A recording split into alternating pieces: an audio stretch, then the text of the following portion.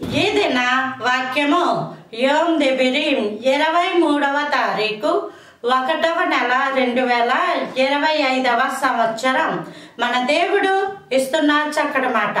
లూకాసు వార్త 1వ అధ్యాయము 41వ వచనం. ఎలిజబెతు మరియ యొక్క వందన వచనము వినగానే ఆమె గర్భంలో శిశువు గొంతులు వేసెను. ఎలిజబెతు యొక్క ఇంటికి మరియమ్మ వచ్చింది. ఆ మరియమ్మ వచ్చినప్పుడు మరియమ్మ ఎలిజబెతు వందనాలు చెప్పుకున్నారు. ఎలిజబెతు మరియమ్మకు చెప్పింది. మరియమ్మ ఎలిజబెతుకి వందన వచనం చెప్పగానే ప్రైజ్ ద లార్డ్ వందనాలు అని చెప్పగానే ఎలిజబెతు గర్భంలో ఉన్న శిశువు గొంతులు వేసిందట. హల్లెలూయా.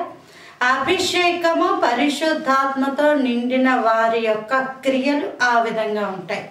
ఎందుకంటే లూకాసు వార్త 1వ అధ్యాయంలో పరిశుద్ధాత్మతో నింపబడిన స్త్రీ ఆవిడ.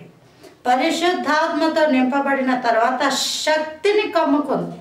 ఆ శక్తి వలన ఆమె మాట్లాడిన ప్రైజ్ ద లార్డ్ అన్న మాటకే గొప్ప కార్యము జరిగింది.